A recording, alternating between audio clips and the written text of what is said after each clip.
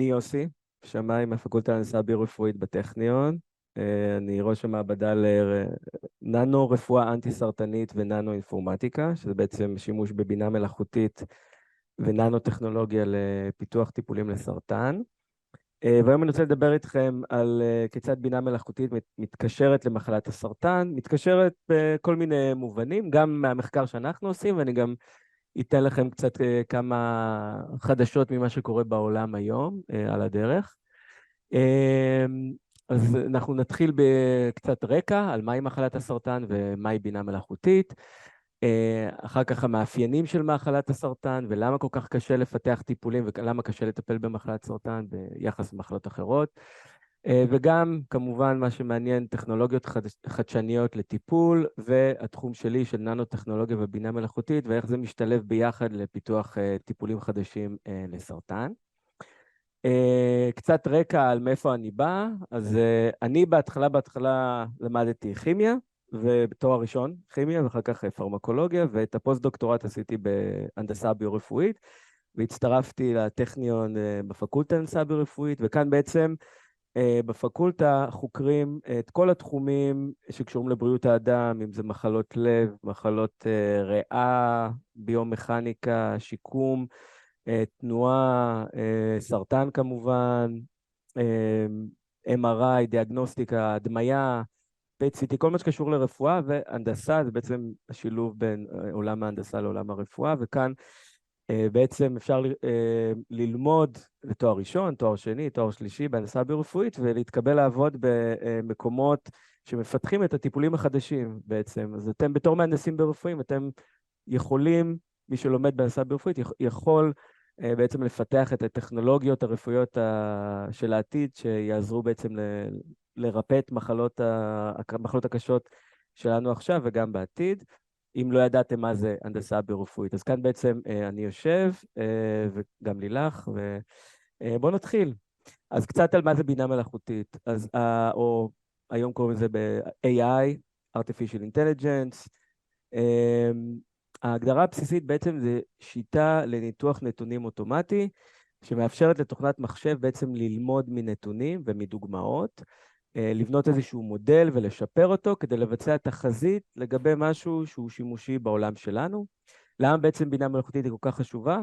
כי היא עוזרת לפתור בעיות מאוד מורכבות במהירות. בעיות של בני אדם מאוד קשה איתם, לבינה מלאכותית מאוד יחסית קל, כי אין לה בעצם גבול לזיכרון של כמה מידע היא יכולה לאבד. אני יכול להגיד לכם, מי מתמחה קצת בתחום, מבחינה היסטורית, אם אתם בתיכון, כבר אני חושב בכיתה י' לומדים אקסל, הפונקציות האלה של y שווה משהו x, כאילו הפונקציות האלה של פונקציות ליניאריות, שאתם רוצים דוגמה למצוא קשר בין x ל-y, הנקודה ליניארית, אז מי שעושה את זה באקסל, זה הגרסה הכי קדומה של בינה מלאכותית בעצם. כלומר, אתם עושים קורלציה בין משהו שהוא X למשהו שהוא Y, והמחשב מפתח איזושהי משוואה.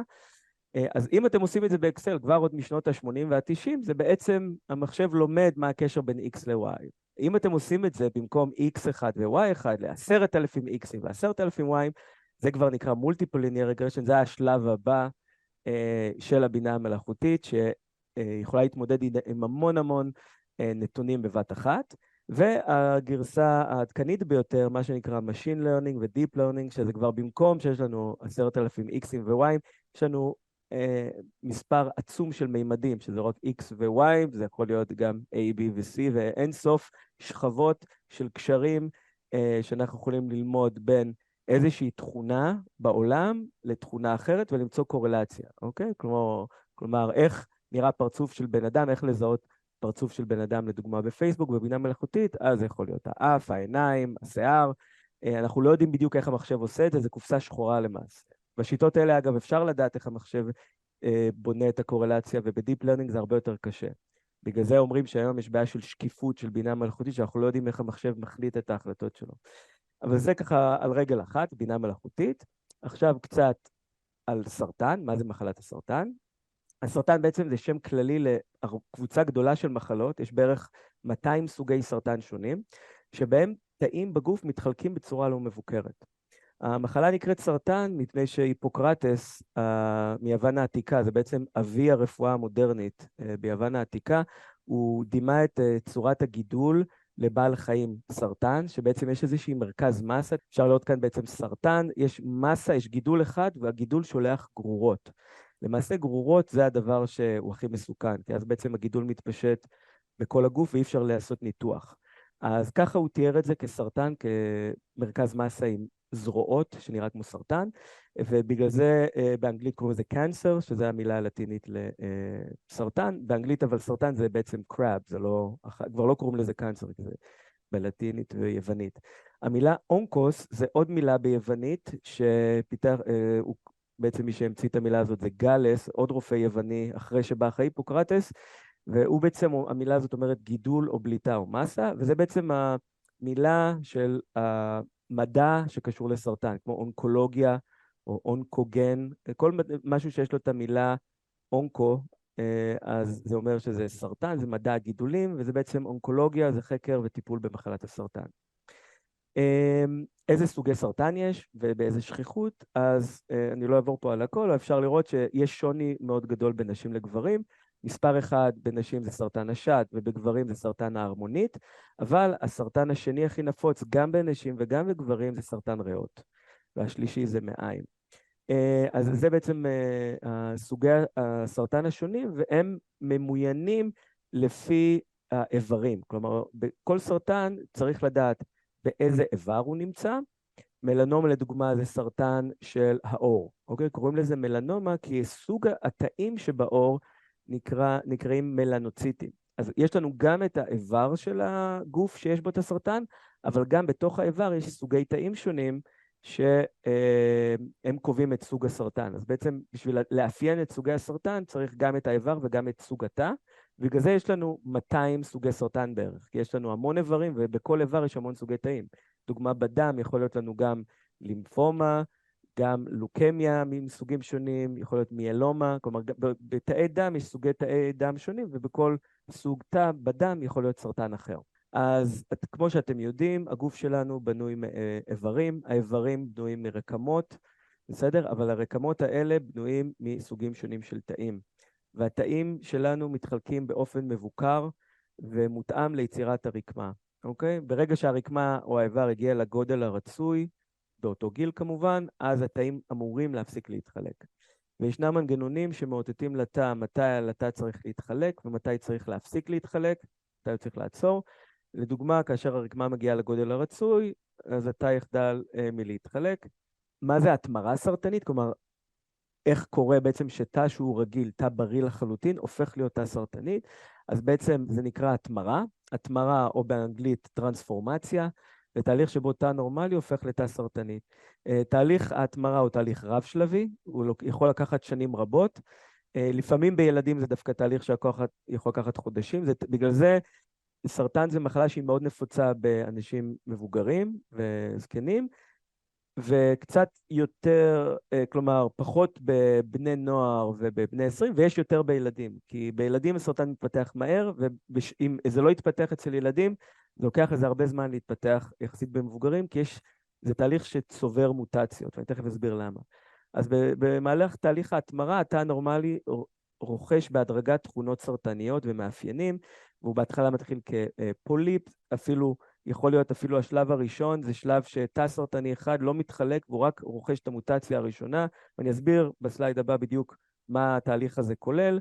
שלב שני, התא הסרטני מתחלק והופך לגידול קטן, פוליפ, אחר כך כדי להפוך מפוליפ לגידול שמתחבר למערכת כלי הדם בעצם, משלב 3 ו-4, זה בעצם יצירת מייקרו סביבה, שיש בה סוגי תאים שונים, תאים של מערכת החיסון, תאים של רקמת חיבור, תאים שנקראים פיברובלסטים, וכלי דם בעצם, זה השלב האחרון, שבהם הגידול הופך להיות גידול סרטני, כי הוא מקבל אספקת דם, ואז הוא גם יכול ליצור גרורות, כי התאים הסרטניים בעצם יכולים לצאת מהגידול הראשוני לכלי הדם, ואז לנוע בגוף ולפלוש לאיברים השונים.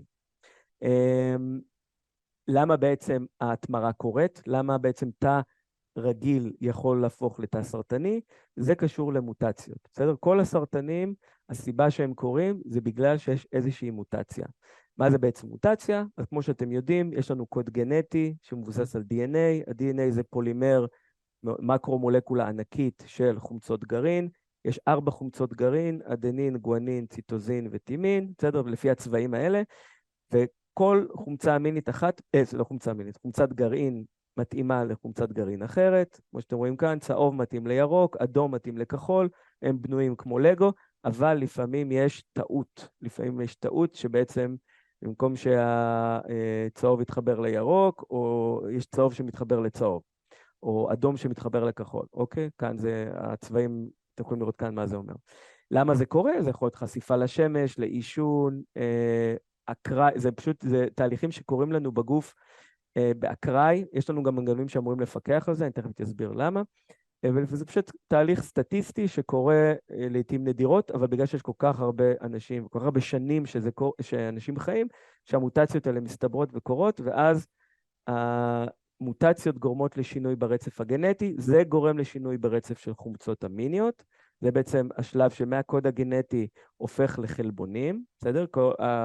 מה שנקרא דוגמה בביולוגיה, הדבר הבסיסי בביולוגיה זה שקוד גנטי או גן הופך לחלבון, והחלבון עושה איזושהי פעולה בגוף. אז החלבון נפגע, ואנחנו נדבר בדיוק איזה חלבונים נפגעים ולמה הפגיעה הזאת גורמת לחלוקה לא מבוקרת של תאים. אז למעשה, כדי להבין למה כל כך מסובך לטפל בסרטן, או למה כל כך קשה גם לפתח טיפולים לסרטן, צריך להבין מה מאפיין סרטן, או תא סרטני, בשונה מתא נורמלי. ויש 6 תכונות שאנחנו קוראים להם המאפיינים, או באנגלית קוראים לזה hallmarks. זה המאפיינים הכי בסיסיים שיש לסרטן. היום כבר אומרים שיש 9 תכונות ולא 6, אבל נתכנס ב6 תכונות העיקריות, ונעבור עליהם ככה בצורה מופשטת. זה נושא מאוד מורכב, אני אסביר אותו בצורה כמה שיותר פשוטה עם אנלוגיות, אוקיי? אז התכונה הראשונה היא התכונה כמעט הכי חשובה, וזה בעצם היכולת לגדול עצמאית ללא הורמוני גדילה. והאנלוגיה היא כאילו דוושת הגז תקועה במכונית. מה זה אומר בעצם? תאים סרטניים מתחלקים ללא הורמונים. תאים רגילים, בעצם תאים בריאים, הנורמליים, הם לא מתחלקים כל הזמן. התאים מתחלקים מרגע שהעובר או הביצית מופרית, התאים מתחלקים כי יש להם סיבה להתחלק. יש להם איזשהו סיגנל בתוך התאים, או גם שמגיע מחוץ לתאים פנימה, שאומר, צריך עכשיו להתחלק. והסיגנל הזה בדרך כלל מבוסס על ידי הורמונים. וההורמונים האלה ממשיכים עד סוף גיל ההתבגרות, התאים מתחלקים וגדלים ומתמיינים, וברגע שלא צריך יותר, תאים לא צריכים להתחלק, בעצם ההורמונים מפסיקים להיות מופרשים והסיגנל עוצר. התאים שמתחלקים, אנחנו בעצם עושים לזה אנלוגיה של מכונית שנוסעת. כלומר, ברגע שלוחצים על הגז, זה אומר שיש סיגנל לחלוקה מהירה של התא. אז אם יש לנו בעצם מוטציה בגן של רצפטור להורמון, מה זה בעצם רצפטור? זה קולטן שההורמון נקשר בתוך התא אל הרצפטור, ואומר בעצם להעביר סיגנל של ללחוץ על הגז, צריך עכשיו לנסוע, צריך להתחלק, אוקיי? זאת בעצם האנלוגיה.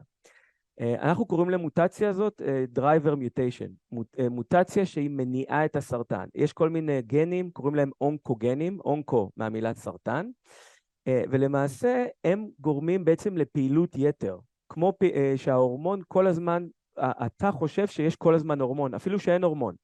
אז אנחנו קוראים לזה גם באנגלית, זה נקרא gain of function. יש תפקוד יתר, ביטוי יתר, פעילות יתר של אונקוגנים, אוקיי? אז הגנים האלה, אם יש להם מוטציה, הם פועלים יותר מדי חזק. זה כאילו שהגז כל הזמן עובד והמכונית כל הזמן נוצאת, אי אפשר לעצור אותה. אוקיי? אז למעשה, התרופות לגנים האלה, זה תרופות שמקלקלות את הגז. בעצם צריך להרוס את החלבון שעובד יותר מדי, צריך לגרום לו להפסיק לעבוד. אז זה בעצם התכונה הראשונה שיש לסרטן. זה המאפיין הראשון, שזה אומר שהגדילה ללא הורמונים. והמוטציה היא בגלל gain of function. המוטציה גורמת לפעילות יתר.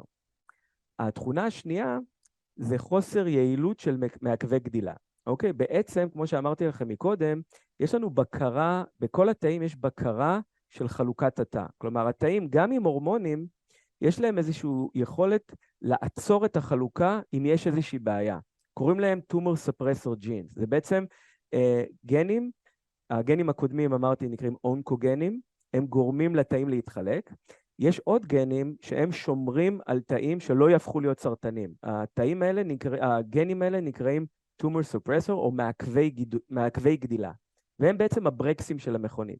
אז המוטציה שהראיתי מקודם זה בעצם תקלה בגז, עכשיו בעצם האנלוגיה כאילו הבלמים לא עובדים, או שבעצם השוטרים אומרים לעצור והמכונית לא עוצרת, זה בעצם loss of function, יש פעילות חסר.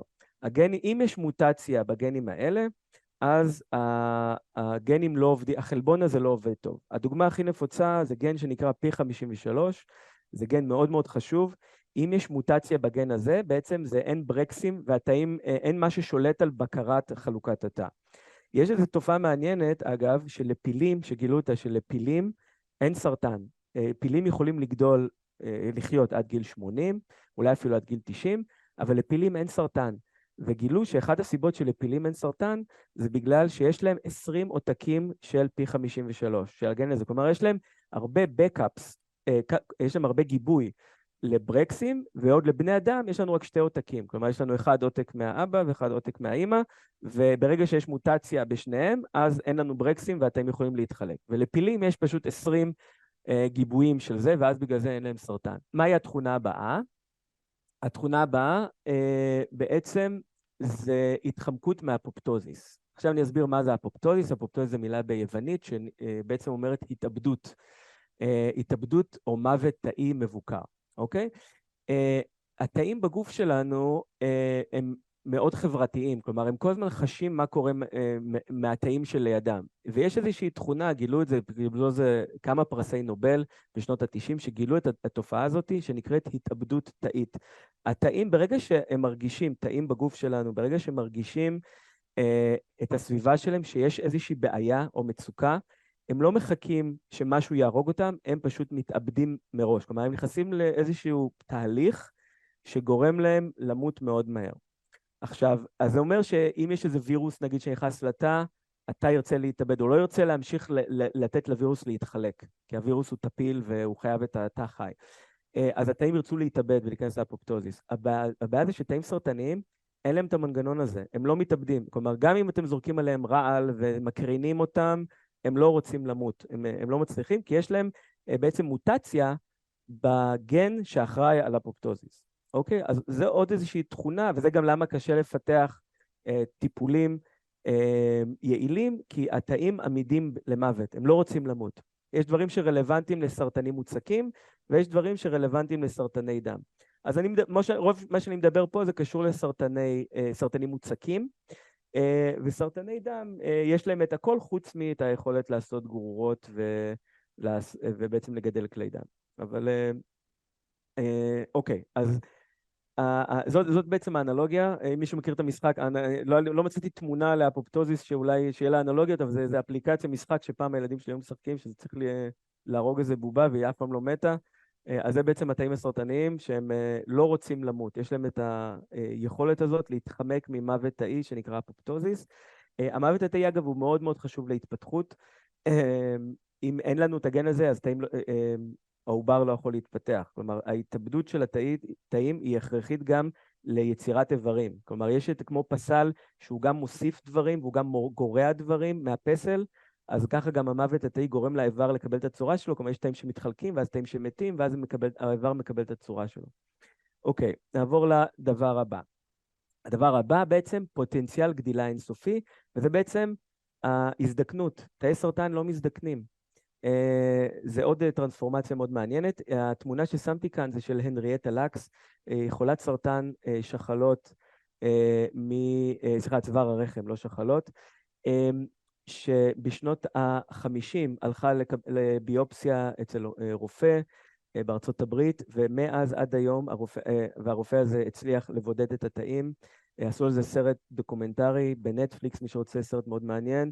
התאים האלה עד היום מתחלקים, הם לא מזדקנים, לנו יש אותם במעבדה, כל מי שחוקר סרטן יש לו אותם במעבדה, קוראים להם הילה סלס, תאי הילה, זה קיצור של הנריאטה לקס, והתאים האלה לא מזדקנים אף פעם, כי יש להם מוטציה, או גורמת לביטוי יתר של חלבון שנקרא טלומרז, שמשקם את הטלומרים בכרומוזומים. בעצם בכרומוזומים שלנו זה כמו שעון חול, כל פעם שתא מתחלק הוא טיפה מתקצר, ואז הוא מגיע לגודל מסוים שהוא לא יכול, הטלומרים זה בעצם משהו שגורם לכרומוזומים לקבל את הגודל שלהם, ה-DNA מלופף על ידי הכרומוזומים. זה בעצם אגב למה שההזדקנות זה תהליך טבעי, כלומר אנחנו מתוכננים להזדקן, אנחנו לא מתוכננים לחיות לנצח, כלומר יש לנו שעון חול בחלוקה של התאים, שאומר לנו שפשוט בצורה מובנית, שהזדקנות של תאים זה דבר טבעי, זה דבר טוב, כלומר, וסרטן לא מזדקן. התאים לנצח מתחלקים והם לא מפתחים את התכונה הזאת של הזדקנות, כי הטלומרים שלהם לא מתקצרים. אז זה בעיה בעצם, כי בגלל שהם לא מזדקנים הם מתחלקים לנצח, וקשה לפתח בעצם תרופות שגורמות להם להזדקן. היום אבל כן אני יכול להגיד שדווקא עם בינה מלאכותית, מצאו כמה תרופות שגורמים להם להזדקן, כלומר שמטפלים בגן הזה מאוד ספציפית, זה גן שנקרא BCL2, לא כתבתי את זה, וממש זה מהשנתיים האחרונות, יש ניסויים קליניים בתרופה שגורמת לתאים להזדקן. התכונה החמישית, זה נקראת אנגיוגנזה. אנגיוגנזה בעצם זה תהליך של צמיחה של כלי דם, אני אומר צמיחה כי זה נראה כמו שורשים, נכון? זה כאן אפשר לראות גידול סרטני מוצק, אם אתם רואים את העכבר שלי, והגידול הזה חייב אספקת דם וחמצן. אוקיי, שום רקמה בגוף שלנו לא יכולה לחיות בלי חמצן. בגלל זה יש לנו כלי דם בכל מקום. ברגע שהתא הסרטני גדל מעבר לגודל של מילימטר, תא סרטני, התכוונתי לגידול סרטני. ברגע שגידול סרטני מתפתח וגדל, והוא עובר את הגודל של בערך מילימטר, הוא חייב כבר אספקה של חמצן, כי חמצן לא עובר יותר ממילימטר וחצי בערך, ואז אם הוא לא יפתח כלי דם, הסרטן ימות. אז כדי שסרטן יהפוך להיות משפיר לממאיר, הוא חייב לקבל אספקת דם. והאנלוגיה קוראים לזה פצע שלא מחלים. למה?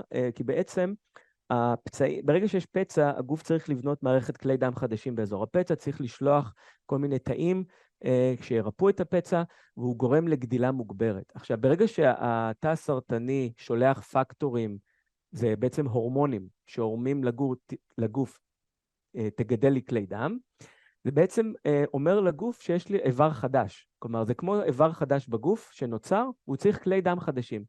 וככה גם קוראים לנו אגב בפצעים ובדלקות כרוניות. כלומר, הגוף שולח כלי דם כדי לנסות לרפא את הפצע או לגדל את האיבר החדש. והוא מנסה בעצם לתמוך באיבר החדש, והוא שולח כל מיני תאים שתומכים. וזה בעצם, במקום שהגוף ילחם בסרטן, הוא תומך בסרטן. והוא חושב שזה פצע, אבל הפצע במקום שהוא יחלים, הוא לא מחלים, הוא כל פעם גדל וגדל. וזה בעצם איזשהו באג במערכת.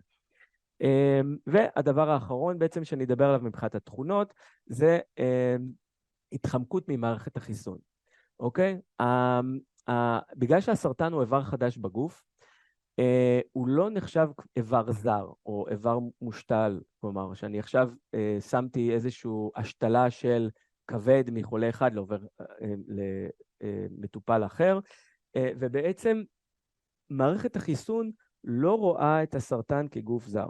עכשיו, יש הרבה פעמים שמערכת החיסון כן רואה את הסרטן כגוף זר, אבל אז היא ממש תוקפת אותו שהוא עוד קטן, ואז בכלל אנחנו לא רואים שנוצר סרטן. ויש תיאוריה שאומרת, זה מה שכתוב כאן למטה, שכל הזמן נוצרים תאים סרטניים בגוף, אבל מערכת החיסון כל הזמן בולמת אותם. ועשו איזשהו מחקר בשוודיה, בתחילת שנות ה-2000, ולקחו נפגעי טראומה, בעצם לא נפגעים, עשו נתיחה לאחר המוות, להמון אנשים שמתו מתאונות דרכים, או אנשים שהתאבדו, אנשים שנפלו מגובה, מוות שהוא לא מוות מסרטן, עשו לו נתיחה לאחר המוות, וגילו שיש בהמון אנשים, יש ממש פוליפים קטנים בכל מיני מקומות שהם לא ידעו בכלל, עשו להם ביופסיות וראו שיש שם תגובה של מערכת החיסון, וזה בעצם תומך בתיאוריה שכל הזמן נוצרים תאים סרטניים, אבל כל הזמן מערכת החיסון תוקפת אותם והורגת אותם ולא נותנת להם להתפתח. אבל אם הסרטן נראה שהוא לא גורם זר, עכשיו, אז מערכת החיסון לא יודעת שזה סרטן, והיא לא הורגת אותו. בעצם, איך מערכת החיסון יודעת שמשהו נראה לא טוב? זה אם המוטציות גורמות לאיזשהו שוני במעטפת של התא. כלומר, אם הנזק שהסרטן עושה הוא נראה מבחוץ, בממברנה, אז מערכת החיסון תדע שהוא גוף זר, ואז היא תתקוף אותו. והרבה פעמים הסרטן עצמו נלחם במערכת החיסון. כלומר, הרבה פעמים, גם אם מערכת החיסון חושבת שהיא רואה את הסרטן כגוף זר, הסרטן שולח הורמונים או מעכבים שעושים מה שנקרא immunosuppression, דיכוי של מערכת החיסון. וכל האימונותרפיה של היום מבוססת בעצם על לשחרר את הברקסים. פשוט להפעיל את מערכת החיסון שתתקוף כמה שיותר בלי הבחנה. חלק מהתופעות לוואי זה מחלות אוטואימוניות, בגלל שמערכת החיסון פתאום מורידים את הברקסים, אז אימונותרפיה גורמת נגיד תקיפה של בלוטת התריס, כל מיני פסורזיס, מחלות ארטרייטיס, כל מיני מחלות אוטואימוניות, דלקת פרקים, שבהם מערכת החיסון תוקפת את הגוף עצמו, אבל היא תוקפת גם את הסרטן, וזה טיפול מאוד מאוד יעיל. כלומר, אם הוא עובד, אז הרבה פעמים רואים שזה החלמה מלאה, ואין שום זכר לסרטן אחרי הטיפול באימונותרפיה. למה קשה לטפל?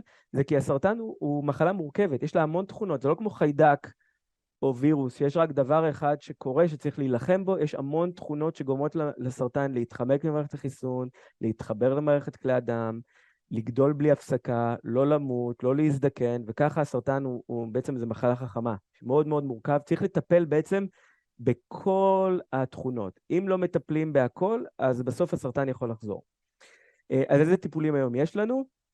אז הטיפולים הקלאסיים, שזה עוד היה לנו במאה ה-18 וה-17, ואגב, אפילו יש ניתוחים, זה בעצם הטיפול הראשוני, יש אפילו פפירוס ממצרים העתיקה, מלפני 4,000 שנה, שמספרים על איזשהו חולת סרטן שד, שניסו לעשות לה ניתוח עם משהו חם, והיה כתוב, אין תרופה, לא הצלח, הטיפול נכשל. גם המצרים הקדמונים ידעו מאוד לעבוד עם רפואה קדומה, והם תיעדו, ויש תיעוד הראשון לטיפול בסרטן שד באמצעות ניתוח היה במצרים הקדומה.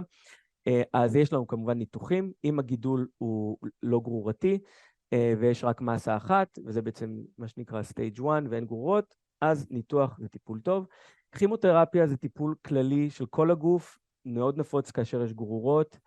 אני לא ציינתי יש בעצם את התכונה הסרטנית של יצירת גרורות, לא תמיד הגרורות זה הדבר שהורג, נגיד בסרטן מוח החולים, זה יכול להיות מאוד מסוכן גם בלי גרורות, גם בלוקמיה ולימפומה, אבל כימותרפיה זה מאוד יעיל ומאוד טוב כאשר יש גרורות. זה בעצם כימותרפיה זה תרופה שהורגת תאים שמתחלקים. זה רעל, סוג של רעל, שהוא פועל על תאים שמתחלקים, והתאים שמתחלקים לנו בגוף כל הזמן, אז זה כמובן תאים סרטניים, אבל זה שיש מחלת סרטן, אבל תאי דם, אוקיי, תאי דם לבנים, מערכת החיסון, שערות, השיער שלנו זה בעצם חלוקה של תאים, ואז בעצם יש נשירה של שיער, ירידה של מערכת החיסון, דיכוי חיסוני מה שנקרא, והחולים האלה בעצם שקוראים כימותרפיה, מאוד רגישים לזיהומים. רדיותרפיה זה בעצם הקרנות בקרינה מייננת שפוגעת ב-DNA. עכשיו, הפגיעה ב-DNA בעצם היא גורמת לנזקים כאלה שהתאים לא יכולים להתחלק, אבל לפעמים גם תופעת לוואי נדירה של רדיותרפיה זה סרטן בגיל מאוחר. כלומר, אם מישהו קיבל הרבה קרינה בגיל צעיר, יכול להיות שבגיל מאוחר יהיה לו סרטן מסוג אחר, בגלל שהנזק ב-DNA יכול אולי גם לגרום למוטציה סרטנית. אימונותרפיה זה מה שאמרתי, זה טיפול שמשפל את מערכת החיסון. אז הטיפול הכי נפוץ היום של אימונותרפיה זה בעצם נוגדנים, שבעצם חוסמים את הברקסים של מערכת החיסון, והם בעצם גורמים למערכת החיסון לתקוף הרבה מאוד תאים.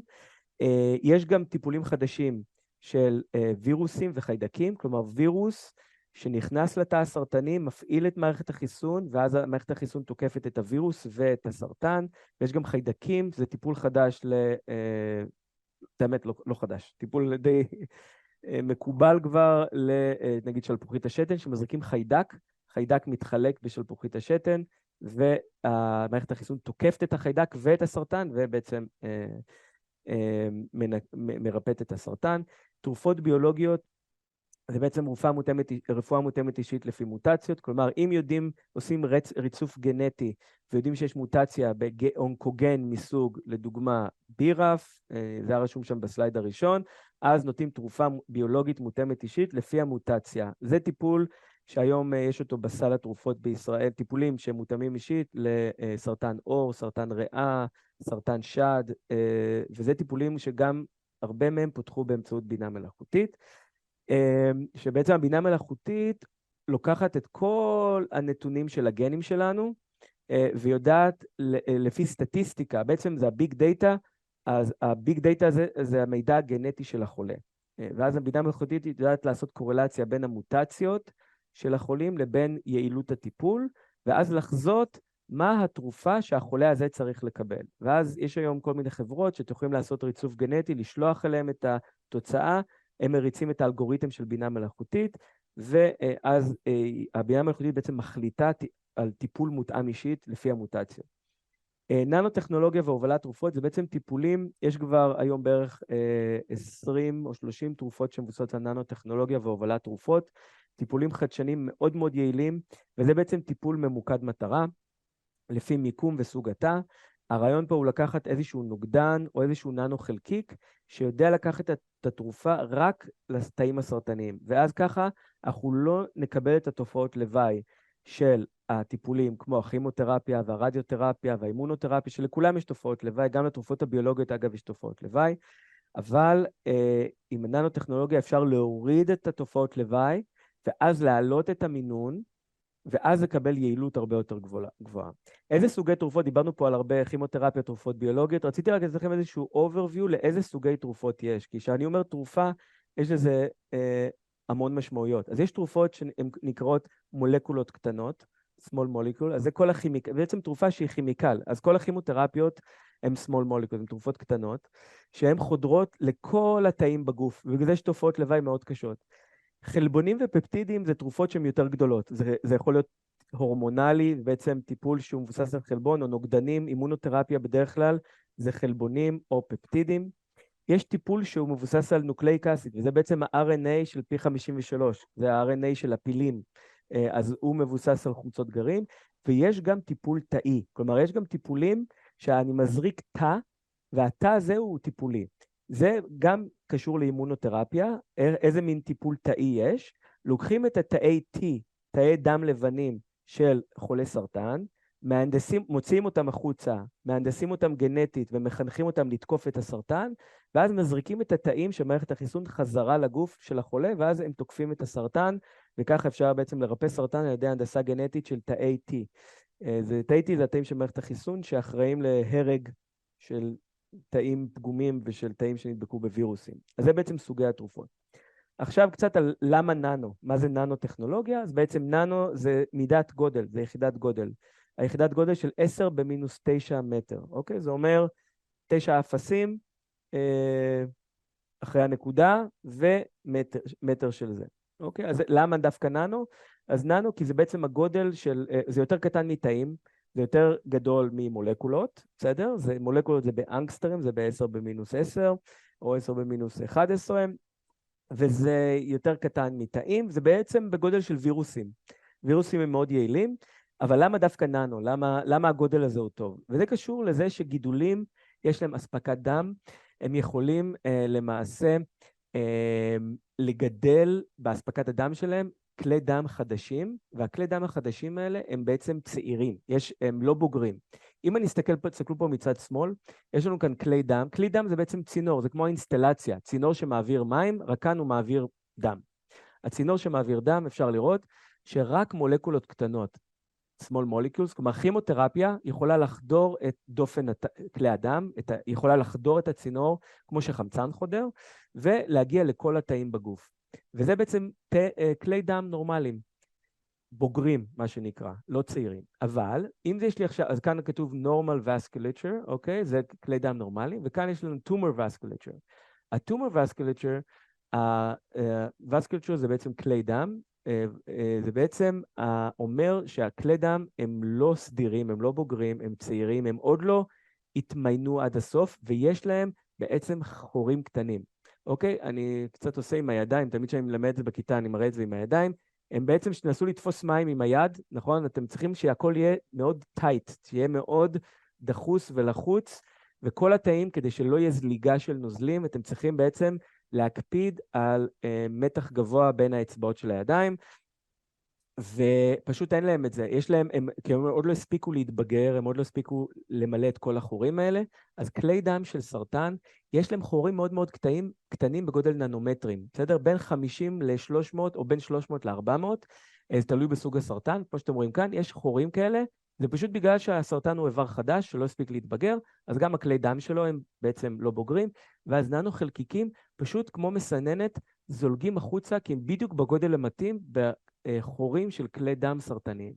זה נקרא הכוונה פסיבית, אוקיי? כלומר, בצורה פסיבית, אם אני אקח תרופה ואכניס אותה לכדור כחול, כלומר, אני אקח את העיגולים הצהובים הירוקים האלה, ויכניס אותם לתוך עיגולים, קפסולות כאלה, ספרות תכלת, אז הם יגיעו רק לסרטן. כלומר, הם לא יחדרו לכלי הדם הבריאים, הם פשוט ימשיכו להסתובב בסירקולציה, ורק באזור הסרטן הם יזלגו החוצה, כי באזור הסרטן יש חורים של כלי דם. זה נקרא EPR. מה זה EPR? Enhanced Permeation and Retention, וזה בעצם אומר שיש לנו חדירות מוגברת ו-retention, והישארות בסביבת הגידול. וההישארות היא בגלל שאין לנו מערכת לימפטית בגידול, ואין לנו פינוי של התרופות, אין לנו בעצם פינוי של הננו חלקיקים. אני אמשיך רגע קדימה. התרופת הננו הראשונה, רק שתדעו קצת היסטוריה, פותחה בישראל באוניברסיטה העברית על ידי חזי ברנולט ואלברטו גביזון, גאווה ישראלית. מאז שהם פיתחו את זה, יש כבר בין 30 תרופות ננו-טכנולוגיות, בעצם ננו-חלקיקים, כאן אפשר לראות במיקרוסקופ אלקטרוני, זה נראה כמו פולי קפה. יש לנו תרופה בגביש, תרופה שנקראת דוקסורוביצין, בצבע אדום, היא כלואה בתוך חלקיק בגודל של 100 ננומטר, כאן אפשר לראות את הגודל הזה, 100 ננומטר, ויש גביש ממש מלבני של התרופה בפנים, שכלואה בפנים, ורק כשזה מגיע לגידול זה משתחרר. כאן יש לנו הכוונה, וזה עובד מאוד יפה, גם בסרטן שד, בשחלות, זה עובד בסרקומות, זה טיפול נהדר. אז עכשיו נגיע למחקר שלי. מה אני עושה בעצם? איך אני מביא את כל מה שאמרתי לכם למחקר במעבדה שלי בהנדסה ביו-רפואית. אז כמו שאמרתי, אני עובד גם על ננו-טכנולוגיה וגם על בינה מלאכותית. ובעצם הרעיון, הסברתי לכם למה ננו-טכנולוגיה מתאימה לסרטן, אבל אי אפשר את כל התרופות שאנחנו רוצים להכניס לננו-חלקיקים. ובעצם מה שאנחנו עושים זה אנחנו בונים אלגוריתמים שבעצם מאמנים אותם, כמו שאמרתי, בינה מלאכותית זה למידה מדוגמאות, צריך לתת להם 10,000 X'ים ו10,000 Y'ים ודברים כאלה, כדי ללמוד איך להכין ננו חלקיקים בצורה יעילה. בעצם אנחנו מאמנים, ואיך אנחנו עושים את זה? אנחנו מתרגמים את המבנים הכימיים למספרים, וזה נקרא מולקולר דסקריפטור. זה בעצם אומר, אני רוצה זה מבנה נגיד כימי של מולקולה לטיפול בסרטן עור, של מלנומה, ואני רוצה לתרגם את זה למספרים, כמה שיותר מספרים, אז יש 5,000 מספרים שמתארים את התרופה הזאת, כמו שאני יכול לתאר בני אדם במספרים, מה הגיל של הבן אדם, כמה הוא מרוויח, מה המשקל שלו, כמה פעמים ביום הוא רואה חדשות. אוקיי, זה מספרים שמתארים, נקרא descriptors, אוקיי? אז יש אותו דבר, מה המשקל המולקולרי של התרופה, מה הפוטנציאל עינון, כמה פלורים יש לה, אז הכל זה מספרים, אוקיי? אז אנחנו מוצאים קורלציות בין דסקריפטורים לבין היכולת ליצור ננו חלקיקים. ואנחנו בנינו אלגוריתמים מאוד מוצלחים שיכולים ב-94% דיוק לחזות האם תרופה תיכנס לחלקיק או לא תיכנס לחלקיק. עוד מה שאנחנו עושים זה הרבה אוטומציה של חדירה של גידולים. יש לנו מודלים של ספרוידים, אנחנו יודעים במעבדה עם רובוטים לייצר גידולים תלת-ממדיים ב-high throughput. מה זה high throughput?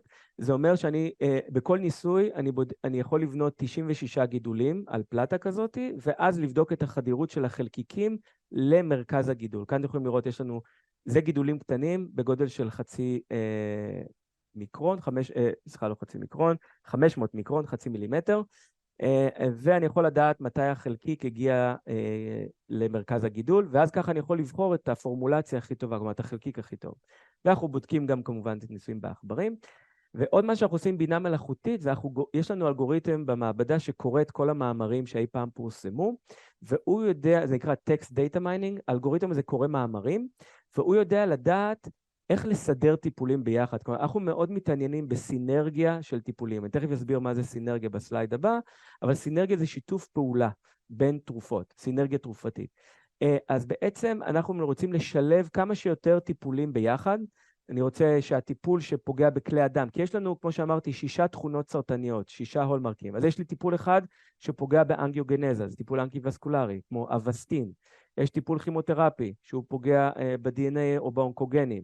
יש אימונותרפיה שהיא פוגעת או משפט מערכת החיסון. כל טיפול כזה פוגע באחד מהתכונות הסרטניות, אחד מ6 התכונות, והשילוב הזה והדעת לסדר אותו באמצעות בינה מלאכותית, גורם בעצם לשיפור ביעילות של הטיפול ובהורדה של תופעות לוואי. הדוגמה שאני רוצה לראות לכם עכשיו מהמחקר במעבדה, זה בעצם המאמר האחרון שהתפרסם לנו, ממש ביולי האחרון. ובעצם זה מודל של בינה מלאכותית שיודע לחזות סינרגיה בין תרופות, ובעצם, וגם היווצרות של ננו חלקיקים. אז סינרגיה זה מהמילה היוונית לעבוד ביחד, working together, אבל בעצם מה שאומרת סינרגיה, זה שבעצם 1 ועוד 1 גדול מ2. אוקיי? כלומר, סינרגיה זה יותר משיתוף פעולה. זה אומר שהשלם גדול מסך החלקים. אוקיי? כלומר, שאם אני אקח תרופה 1 ועוד תרופה 2, השילוב שלהם ייתן לי יותר מהאפקט שאם הייתי מערבב 2 תרופות שהן לא בסינרגיה, זה אומר אפקט מאוד מאוד גדול בגלל השילוב התרופתי. יכול להיות לנו דוגמה 1 ועוד 1 שווה 3 באפיקסי, אבל יכול להיות גם תרופה, אפיקסי זה יעילות הטיפול, אבל יכול להיות גם תרופה שהסינרגיה היא לאו דווקא בלהעלות את היעילות של הטיפול בנגיד הרג הסרטן, יכול להיות שגם היא מגבירה את הזמינות הביולוגית. כמו, אני לא יודע אם אתם מכירים, לדוגמה, פלפל שחור מגביר את הזמינות של קורקום. יש המון מחקרים על קורקום, קורקום הוא טוב נגיד לדלקות פרקים, אבל קורקום לא נכנס לנו לדם, כי המעי מפרק אותו, אבל גילו שפלפל שחור גורם לקורקום להיכנס לדם יותר טוב. אז בעצם הקורקום הוא עושה את כל העבודה, עושה את האחד, אבל הפלפל שחור שהוא לא עושה כלום, הוא רק משפר את החדירות, אז נותן לנו אפקט של 2. אוקיי, יש כל מיני סוגים של סינרגיה, הקושי הוא לזהות את הקומבינציה האופטימלית. זה הקושי, כלומר יש כל כך הרבה תרופות וכל כך הרבה דברים שקורים, מאוד מאוד קשה לדעת איזו תרופה הולכת עם איזו תרופה, כדי לעשות קומבינציה יעילה, ויש גם הרבה פעמים תופעה, זה שאם התרופה יש לה סינרגיה ביולוגית, כלומר האפקט שלה בסרטן 1 ועוד 1 נגיד שווה 5, אז יכול להיות שגם תופעות לוואי יהיו 5, כלומר יכול להיות שהיא גם תהרוג לנו את האדם 5 והיא תהרוג לנו את השיער, נגיד, הכל יהיה מוגבר, וזה יכול להיות בעצם בעיה. אז מה שאנחנו עשינו, בעצם פיתחנו גישה של 2 אלגוריתמים של בעצם בינה מלאכותית, זה של דנה, דוקטורטית במעבדה שלי, דנה, וגם בן מהמעבדה שלי, והם בעצם פיתחו אלגוריתם אחד, שיודע לזהות את כל המבנה הכימי של כל המולקולות, ולדעת האם המולקולות יתחברו ביחד, שילובים מולקולריים ייצרו באופן ספונטני ננו חלקיק, זה תהליך שנקרא הרכבה עצמית, בעצם שהתרופות בעצמם ירצו ליצור ננו חלקיקים, כאן בעצם אתם יכולים לראות בגרף, זה בעצם stable nanoparticle, זה הדבר הרצוי, כלומר יש לנו בעצם תרופה שיוצרת, זה בעצם גרף של בציר ה-Y יש לנו את כמות החלקיקים, בציר ה-X את גודל החלקיקים, ואני רוצה בעצם לקבל חלקיקים של 90 או 80 ננומטר, וזה הדבר הרצוי, ואני רוצה שיהיה לי אלגוריתם של בינה מלאכותית שיודע לחזות איזה 2 תרופות ביחד ייצרו לי ננו חלקיק, ויש לי גם, אני רוצה שהוא ידע האם 2 התרופות האלה, זה בעצם סינרגיה כימית. סינרגיה כימית זה אומר שהתרופות משתפות פעולה כדי ליצור ננו חלקיק שיצטבר בכלי דם של גידולים. ויש סינרגיה ביולוגית, סינרגיה ביולוגית זה בעצם בינה מלאכותית שקוראת את כל המאמרים, יודעת לקרוא אנגלית כמו ChatGPT, היא קוראת את כל המאמרים ויודעת להחליט איזה תרופה הולכת עם איזה תרופה, כי יש להם סינרגיה ביולוגית. והשיתוף פעולה בין הסינרגיות, אנחנו קוראים לזה מטה-סינרגיה. אוקיי, למה מטה-סינרגיה? כי מטה זה מילה ביוונית שאומרת משהו שהוא בעצם חוזר על עצמו. נגיד, מטה-אנליזה זה אנליזה של אנליזות, או מטה-פיזיקה זה הפיזיקה שאחרי הפיזיקה. אז מטה-סינרגיה זה סינרגיה של 2 סינרגיות ביחד. זה בעצם קונספט שאנחנו פיתחנו במעבדה, שהוא עובד רק עם בינה מלאכותית, כי מאוד קשה לבני אדם לחזות סינרגיה כימית וסינרגיה ביולוגית. באמצעות רובוטים, הזנו לבינה מלאכותית את כל הניסויים שעשינו עם ננו חלקיקים ותרופות. אוקיי? ונתנו להם, וזה בעצם הגודל של הננו חלקיקים, והאם הם היו יציבים. אוקיי? הם היו יציבים ביום הראשון ויציבים ביום השלישי, וככה ראינו שיש לנו תרופות מאוד מעניינות. אנחנו קוראים להן תרופות מסוג אחד, טייפ 1, והן מתות על ננו-חלקיקים. יש לנו תרופות שמאוד מאוד אוהבות לעשות ננו-חלקיקים, כל שאר התרופות לא אוהבות ננו-חלקיקים. כל מה שכאן, או שהחלקיקים גדולים מדי, או שהחלקיקים לא יציבים, או שבכלל אי אפשר לעשות מהם ננו-חלקיקים. אז אנחנו קוראים להם טייפ 2, טייפ 3 וטייפ 4.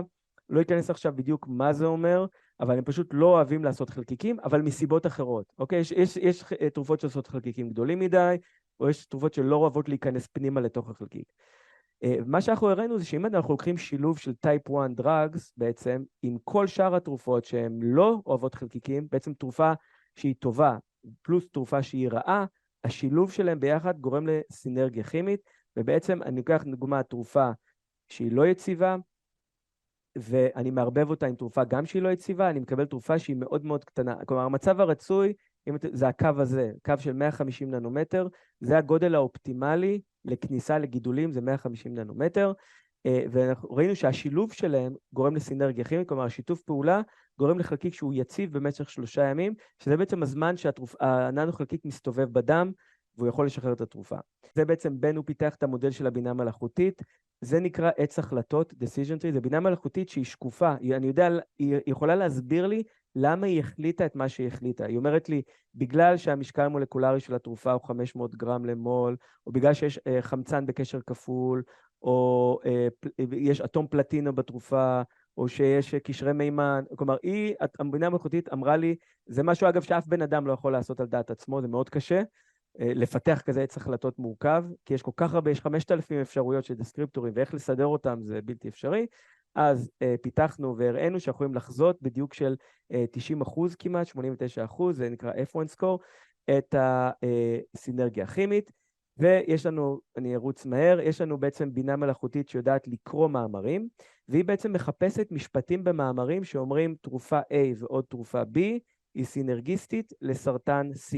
אוקיי, בעצם יש לי כאן A, B ו-C, יש לי תרופה A, תרופה B וסרטן, וכן, הבינה מלאכותית ידעת, נגיד תרופה A, קרבופלטין ועוד פקליטקסל, סינרגיסטי לסרטן שחלות. בסדר? טרסטוזומב ודוסטקסל, סינרגיסטי לברסט קאנצר.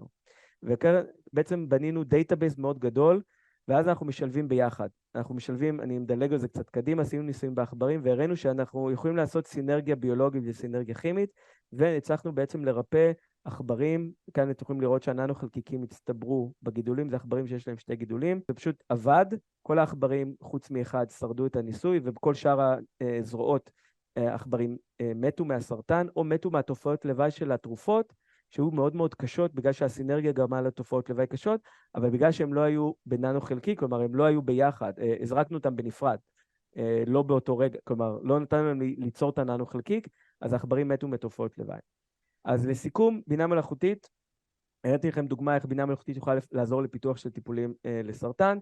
יש גם עוד משהו שאני לא עושה במעבדה, וזה גילוי ואבחון מוקדם. יש בפקולטה שלנו, מוטי ויואכים, מפתחים אלגוריתמים של בינה מלאכותית שיודעים לנתח תמונות רפואיות של MRI ו-PET-CT יותר טוב מרדיולוגים, ויכולים לזהות גידולים יותר קטנים משאדם יכול להבחין. אז בינה מלאכותית לא רק לפיתוח טיפולים, אלא גם לפיתוח דיאגנוסטי.